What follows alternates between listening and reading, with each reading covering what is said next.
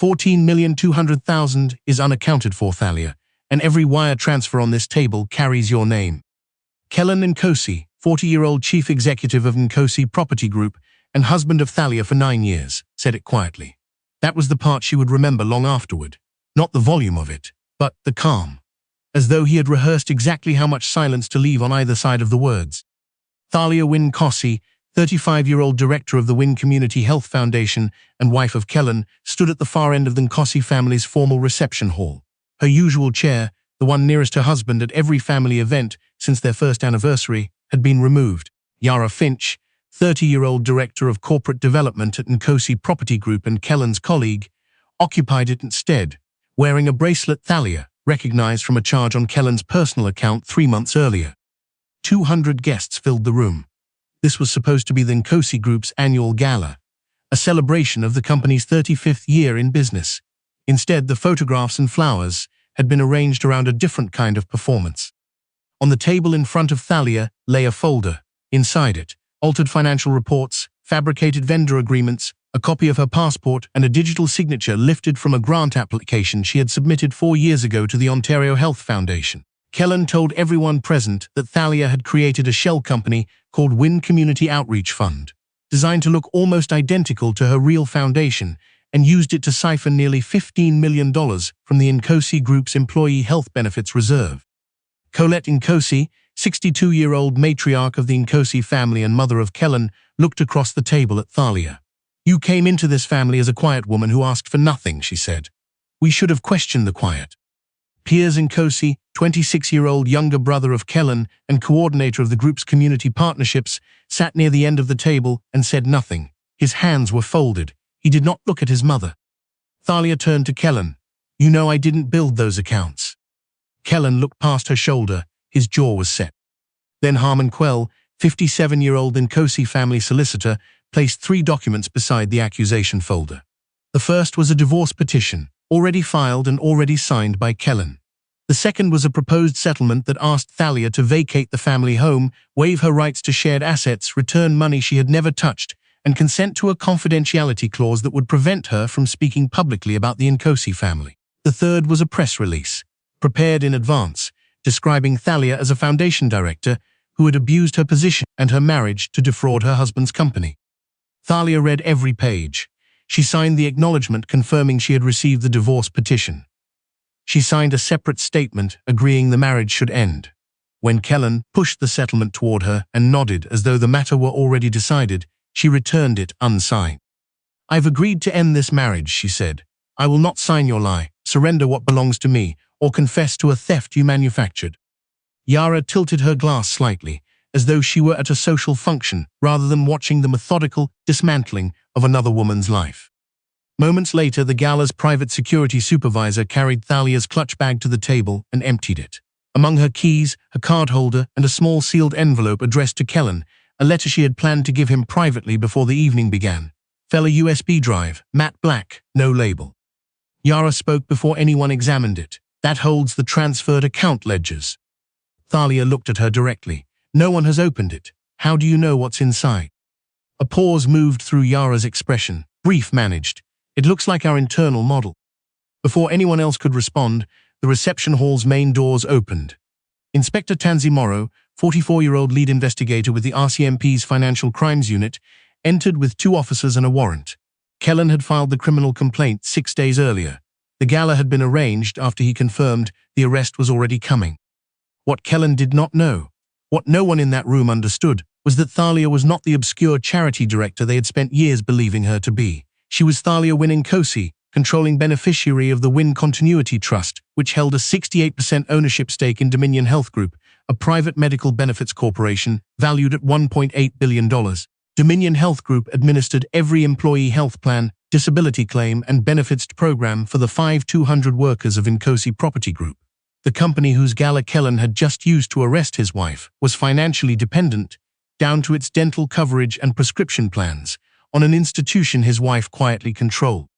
He believed he was framing a woman without leverage.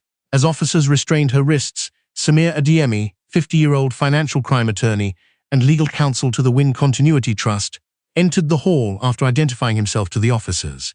Thalia looked toward him. Notify Dominion's independent compliance officer, she said. Preserve every Nkosi account record. Independent review only. Orson Fitch, 48-year-old Nkosi Group comptroller and Kellen's closest financial ally, turned pale when he heard the name Dominion spoken aloud. Kellen only smiled. He still believed Thalia was performing a role she had no authority to sustain. Officer Patel placed the restraints around Thalia's wrists. Thalia looked at Kellen one final time, searching for the man who had once stood in the rain outside her mother's hospital and promised she would never face anything alone. Kellen reached for Yara's hand. Yara remained seated in Thalia's former chair. That choice severed the last thread of loyalty Thalia still carried for him. Outside, cameras were already waiting at the venue gates. Kellen had arranged them in advance. Some betrayals do not destroy careful people. They give the truth enough time to gather its own witnesses, stay until the end to understand what happened to those health accounts, and why the woman Kellen Nkosi chose to frame was the last person he should ever have underestimated. 3 weeks before the gala, on a Tuesday morning in late October, employee benefits were denied across Nkosi Property Group's 5 sites. Construction crews on the Lakeview South project could not fill prescriptions. Office workers at the downtown headquarters were told their dental claims were on administrative hold. A 28-year-old ironworker named Devon Birch received a letter informing him his wife's physiotherapy coverage had been suspended pending an internal audit. He called the benefits line 11 times that morning. No one answered. By 8:40 a.m., a message reached Thalia at the Wynn Community Health Foundation, where she was preparing remarks for their annual scholarship luncheon. 40 students were already arriving. 2 had driven in from Sudbury the night before. Kellen's text was brief. Benefits system error, tied to the Dominion account interface. Come when you're done playing charity host. Thalia handed her speech to her deputy director, Prester Cole, 38, who looked at her with quiet alarm. Present every award, Thalia told her. Tell the students I will meet each of them personally before Friday. She left because benefits weren't an administrative inconvenience. They were someone's medication, someone's back brace, someone's child's asthma inhaler. 20 minutes later, she walked into Nkosi Property Group's finance operations floor. Orson Fitch was blaming Dominion Health Group's processing system for the freeze. Kellen stood near the windows, arms folded, saying nothing. Colette had come down from her private office upstairs and was telling a junior analyst that Dominion had been unreliable since the last contract renewal. Kellen pushed a claims reconciliation file toward Thalia without greeting her. Find what's mismatched. Thalia sat down and began reading. Within minutes, she identified 3 compounding problems. A $4.3 million outflow logged as an administrative reserve adjustment with no corresponding approval, a set of claims bundled under a vendor code that matched no registered supplier in Dominion's system, and a payment trail running through a company called Wynn Community Outreach Fund, structured closely enough to resemble her own foundation that a tired accountant might not catch the difference. She stopped on that name, then turned the page, then stopped again. A treasury analyst noticed her expression. Orson laughed, not kindly. Reconciling benefits is rather more complex than a fundraising spreadsheet. Thalia raised her eyes. Hiding a liability doesn't make it disappear. It only moves the moment someone has to ask where the money went. The room went quiet. The treasury analyst checked her figures and nodded carefully. Kellen dismissed the room. Thalia stayed and rebuilt the report. As she worked, something her father had once told her came back. Her father, Wynn Nkosi the Elder, who had built Dominion Health Group from a regional dental benefits cooperative in 1987 into the country's 7th largest private health corporation before his death left Thalia as his only heir. He had sat her beside him at the claims review table when she was 13, showing her a folder of rejected physiotherapy approvals. He placed a photograph of a warehouse worker and his family beside the spreadsheet. These aren't numbers, he said. Every line belongs to someone's Thursday morning. That was why Thalia had left the scholarship luncheon. It was also connected to the truth Kellen did not know. Publicly, she was Thalia Wynn, a quiet foundation director who had married into a successful real estate family and spent her days administering grants. Privately, she was Thalia Wynn Nkosi, controlling beneficiary of the Wynn Continuity Trust, which owned a 68% stake in Dominion Health Group. Kellen knew she possessed a protected premarital trust. He had signed their marriage agreement without reading the sealed disclosure attached to it. He assumed it held inherited property and modest investments. Thalia had not corrected his assumption because legal restrictions surrounding the trust's identity provisions were scheduled to expire. Before their 10th anniversary, she had planned to tell him everything herself, privately on that occasion. After giving Kellen the corrected report, she found a private conference room, locked the door, and opened Dominion's encrypted governance portal on her trust-issued device. Yvonne Tran, 55-year-old Chief Compliance Officer at Dominion Health Group and one of her father's most trusted former colleagues, appeared on the screen. "Mrs. Wynne Nkosi," Yvonne said, "the Nkosi Group accounts have triggered an automated fraud alert. A vendor registered under the name Wynne Community Outreach Fund has been receiving payments through the claims interface. Identity documents used to register it include a copy of your passport and a signature matching your foundation letterhead." Thalia looked through the glass partition toward the finance floor. "When did the vendor account open?" 6 weeks ago. The identity records were submitted through Nkosi Property Group's compliance office. She thought about the phone call 4 months earlier when Kellen told her that Harmon Quell needed her passport for an estate planning update. She had handed it to him herself, without question. "I want the employee benefits restored," Thalia said. Yvonne explained that Dominion's independent claims committee could release the held payments if Nkosi Group submitted a corrected reconciliation, separated the flagged vendor from active claims accounts, and accepted an independent review of the outflows. "Apply the same standard you would apply to any client," Thalia said. "Don't protect the account because Kellen is my husband. Don't punish it because of what I'm beginning to suspect." When she returned to the operations floor, Kellen's phone was face down on the table. A message preview had appeared before he flipped it. "Yara, don't let her see the vendor register. She notices too much." "Why is Yara involved in the benefits reconciliation?" Thalia asked. "She's managing an acquisition process." An hour later, Nkosi Group submitted corrected figures. The benefits freeze lifted. Devon Birch's wife filled her physiotherapy referral before dinner. Employees received confirmation before the end of the day. Kellen stood before the gathered finance staff and accepted their gratitude. He described the resolution as the result of his negotiations with Dominion's management. Thalia watched from behind the conference room glass. Piers, standing near the back of the room, looked from his brother to Thalia and then slowly down at his feet. Samira Dayemi arrived at the foundation 2 days later, with 5 access audit reports spread across the archive table. "Someone has been gathering enough of your personal records to impersonate you," he said. He pointed to each report in sequence. Someone had requested copies of Thalia's passport, her foundation signing authority certificate, her tax identification history, a signature sample from a registered grant application, and her late father's ownership succession documents, all routed through Nkosi Property Group's estate compliance office, none of them relevant to any estate update Harmon had ever formally filed. The final succession restriction on the Wynne Continuity Trust had expired 3 days earlier.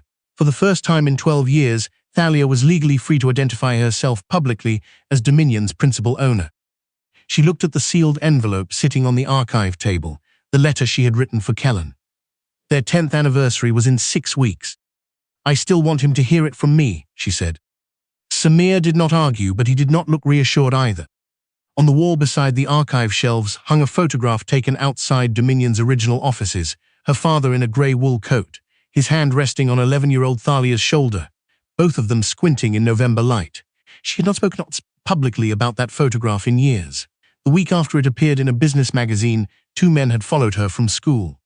Her father's security team had intervened in time, but Thalia remembered the feeling of someone else deciding what her identity was worth and what danger it carried. After that, Wynne Sr. removed her from all public succession documents. She used her mother's maiden name for school and for most of her public life. Dominion's ownership was placed inside layered trust structures known only to the trustees, Dominion's senior compliance team, and federal regulators. Thalia learned to dress simply, carry herself without announcement, and let people underestimate her. Years later, before marrying Kellen, she disclosed the existence of the Wynne Continuity Trust. He signed the agreement. He never asked what the trust contained. She had never told him a direct lie, the restriction, and one private hope to know whether someone could love Thalia before discovering what belonged to Thalia Wynne Nkosi, had kept the rest between her and the sealed disclosure he had never read. 8 years earlier, Kellen had seemed to be exactly that person. He had helped carry tables after one of her father's foundation events and shared a takeaway meal in the parking garage rather than attending the formal reception inside. When Thalia mentioned that her father had left her a protected inheritance, Kellen smiled. "I'm interested in what you build," he said, "not what someone handed you."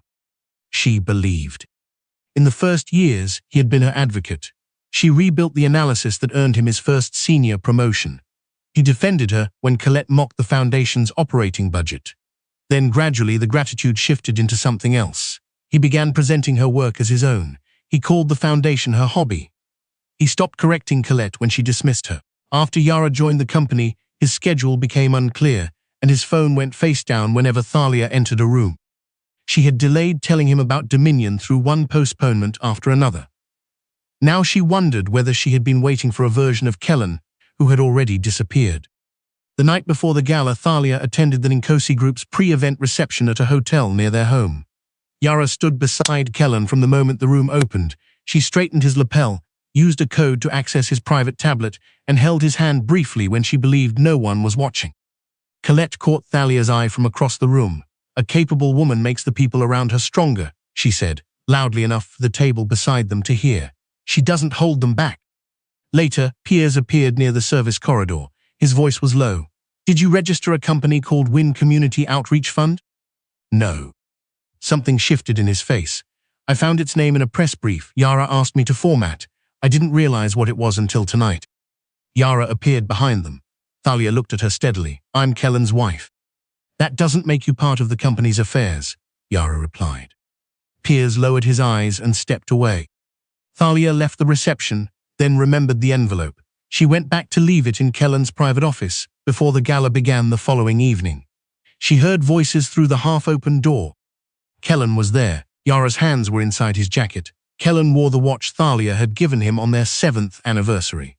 On the desk beside him lay copies of her passport, her foundation's signature card, and a matte black USB drive. A folder marked WCO vendor file sat underneath a drafted press release carrying the phrase "Foundation Fraud Scheme." She photographed everything silently.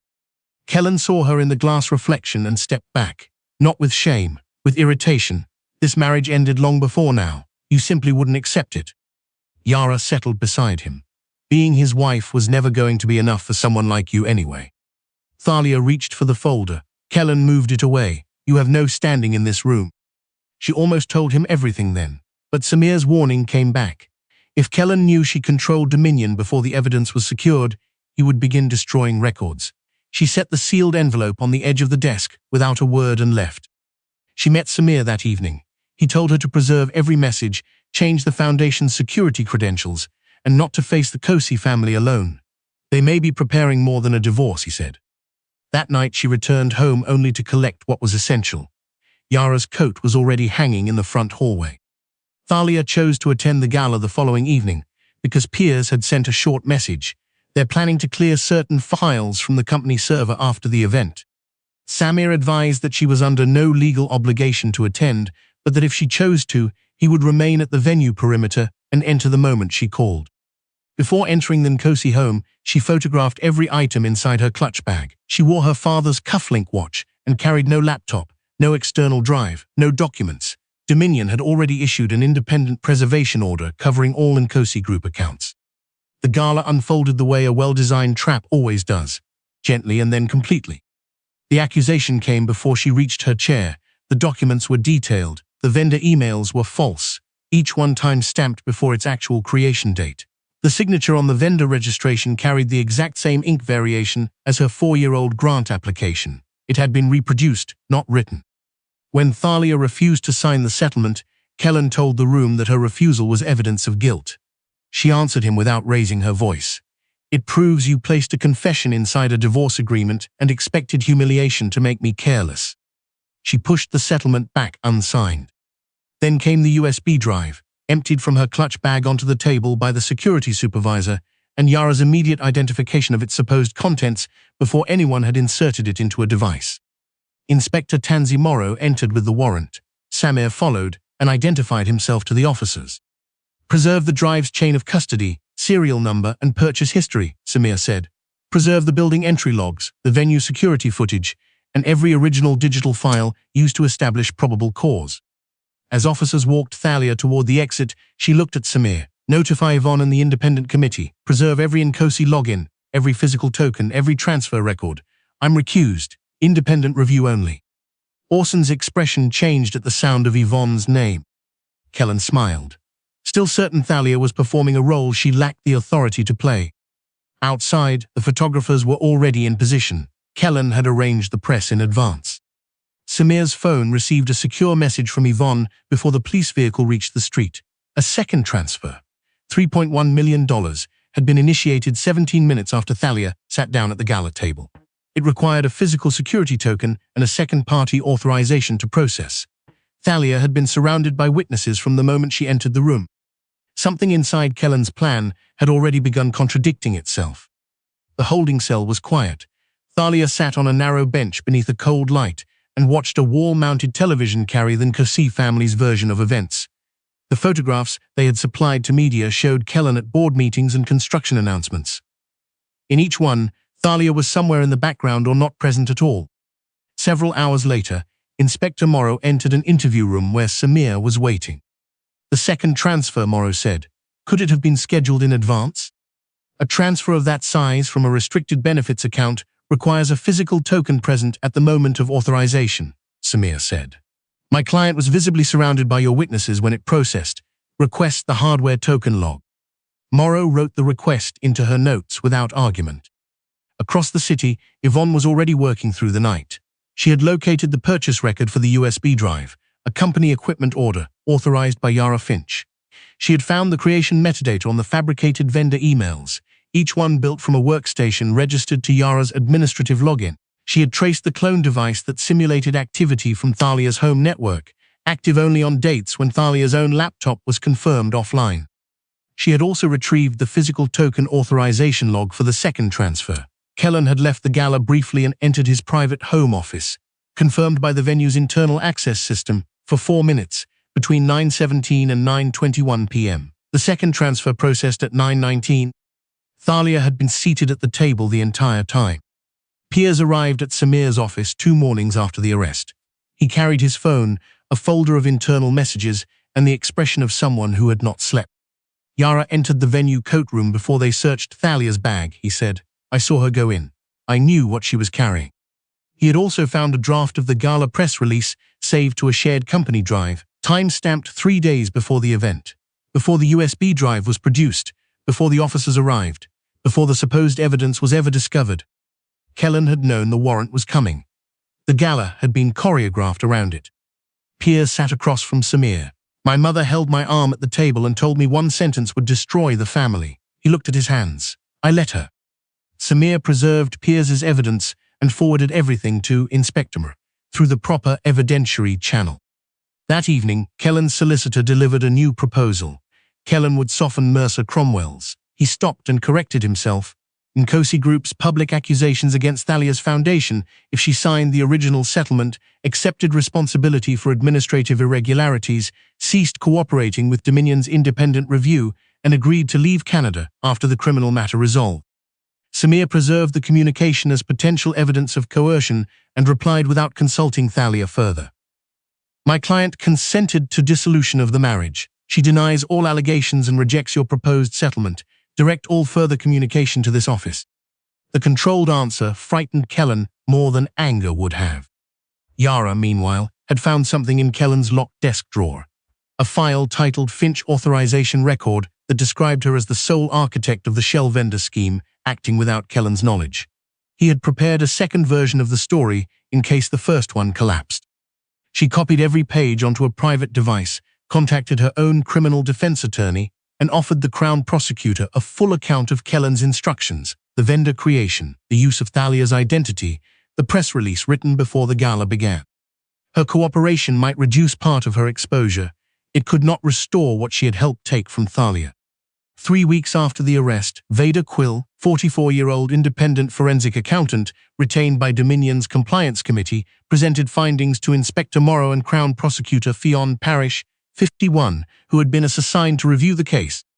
The fabricated vendor account had funded a series of purchases, luxury travel, renovation work on a private property, and a deposit on real estate registered to a numbered company Kellen controlled. Regular payments had matched the dates of Orson Fitch's documented personal debts.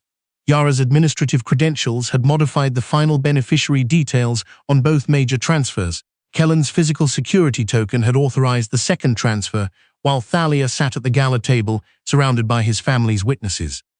Every piece of evidence planted against Thalia left a traceable path back to the people who had placed it there. "This doesn't look like a case that was built honestly," Fionn said. "It looks like a case that was designed to point at one person."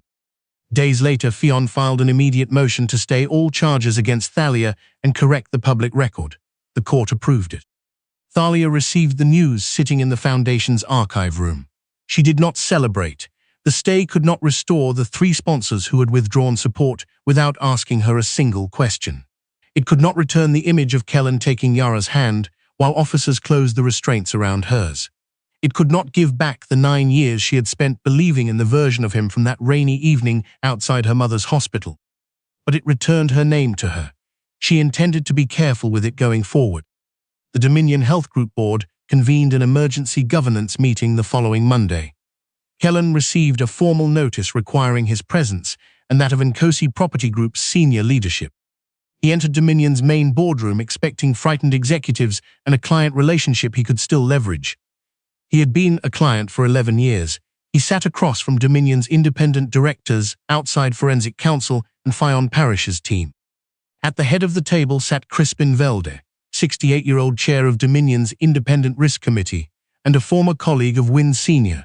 He had known Thalia since she was a child learning to read claims reconciliations in her father's office. Crispin looked at Kellen without hostility. "Dominion has served Nkosi Property Group for 11 years, he said.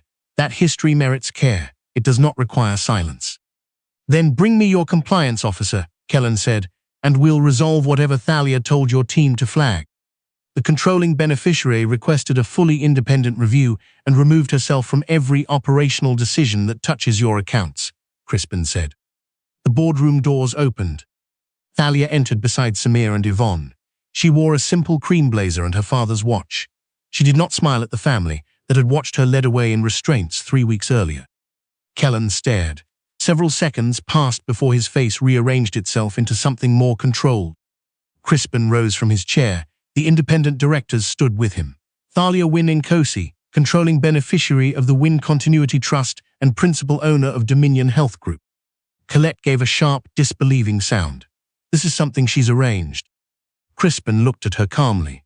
"The institution that has processed dental claims, disability benefits, and prescription coverage for every Nkosi Group employee since 2014 has been under Ms. Wynne Nkosi's controlling ownership throughout her marriage to your son."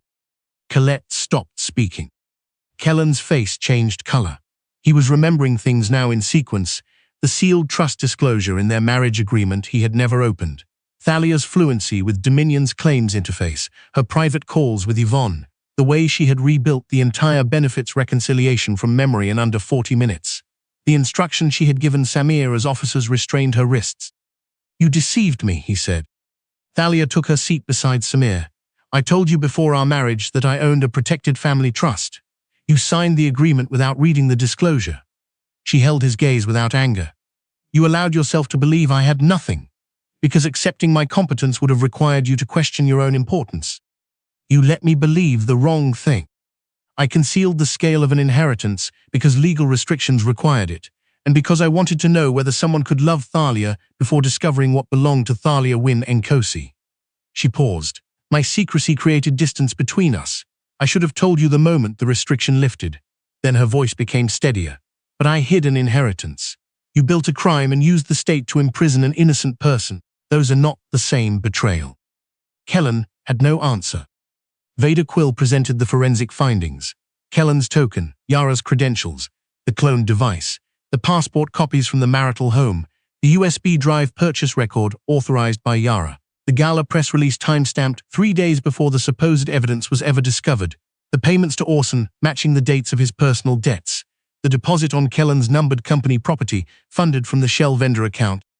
The money Kellen had used to accuse Thalia had gone into accounts connected to his own name. Yara looked at him across the table. "You told me the records could never trace back to us." Kellen ignored her. Inspector Morrow entered with officers carrying preservation orders and surrender notices for Kellen's devices. Orson's laptop was taken. Yara's records were preserved under warrant. Kellen's company credentials were suspended with immediate effect. Crispin turned to Thalia before the room cleared.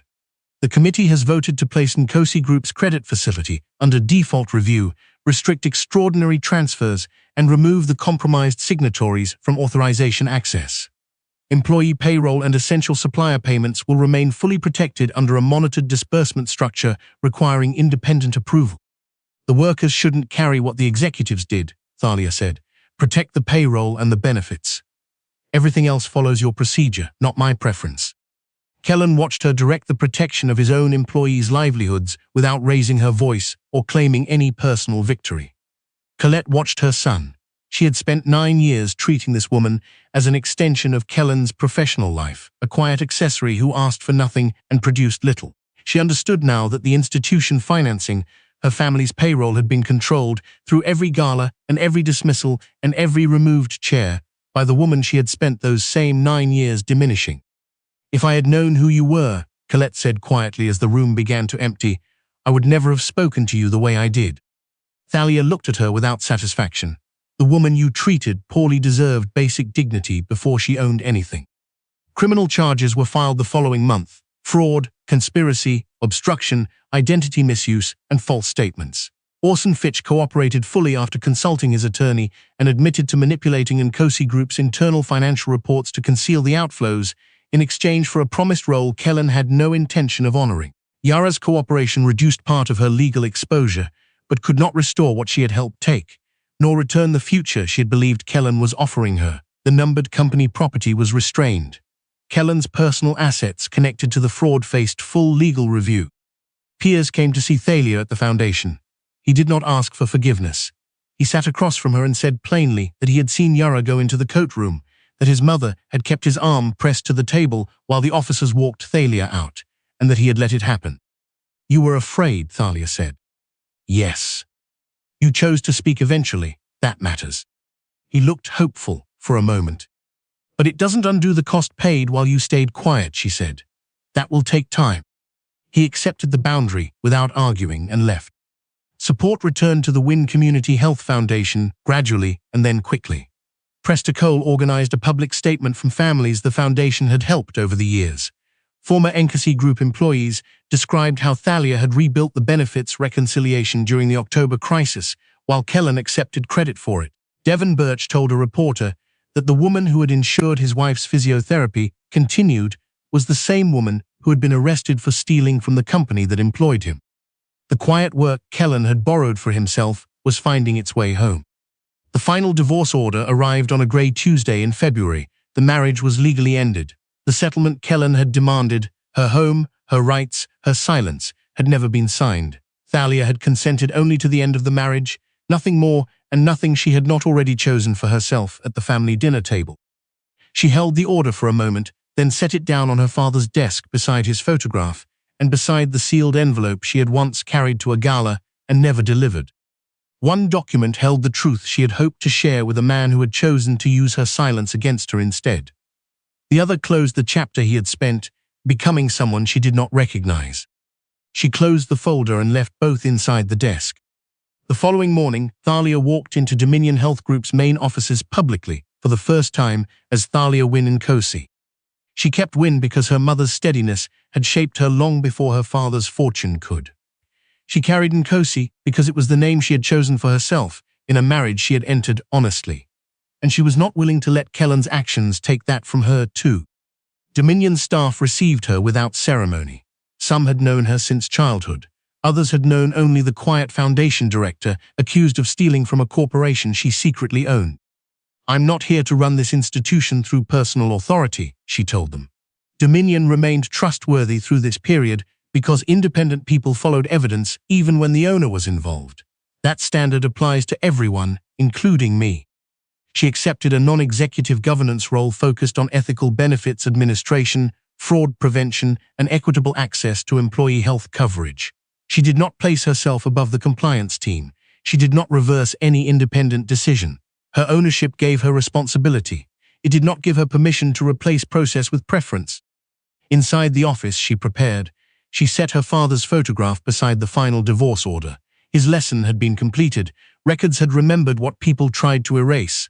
Timestamps had remembered when false documents were actually created. Authorization systems had remembered whose token approved which transfer. Security logs had remembered who walked into a coat room and how long they stayed. Accounts had remembered where the stolen money had truly gone. Kellen believed those records would bury his wife. Instead, they had refused to forget him. At the Foundation's first event under its expanded mission, a new program providing legal and financial support for individuals falsely accused through identity fraud and manufactured document trails, Thalia entered a room filled with students, health workers, construction employees from former Nkosi sites, and families whose benefits had been frozen in October and then restored. No chair had been removed from the table. No light singled her out. No one checked her bag at the door. An untouched dinner plate waited at her seat, and it was untouched only because Presta had asked everyone present to watch Thalia sign the Foundation's new program charter first. Thalia lifted her pen. The same signature Kellen had digitally reproduced to build a case against her was now founding the Win Health Justice Initiative. The room applauded. Thalia looked at the people who had supported her before anyone told them what she owned. Her stillness had never been submission. It had been patience, the discipline to let truth collect what cruelty had started and to wait until the accounts were ready to speak. On the other side of the city, Kellen sat in a consultation room awaiting his first sentencing hearing, staring at printed copies of the very records he had once believed would make his wife disappear. Every false vendor was visible. Every reproduced signature was visible. Every transfer to his numbered company was visible. The accounts had never been Thalia's weapon. They were witnesses. They had simply been waiting, without urgency, for someone to ask them what they remembered. Morning light came through Dominion's east-facing windows. Thalia walked toward it without hiding her name or softening her step. She had not left as Kellen Nkosi's discarded wife. She moved forward as Thalia Win Nkosi. The woman who had protected thousands of workers reclaimed her identity and chosen, with full knowledge of everything she possessed, to be exactly as measured and principled as her father had raised her to be. When she reached her desk, a new case file was already waiting beside his photograph. Across its cover in plain type, urgent, employee benefits fraudulently diverted through a numbered company. Family of 4 affected. No legal support secured. Thalia opened the first page. Her marriage had ended. Her hiding had ended. But the truth had already found someone else who needed a person patient enough and powerful enough to listen.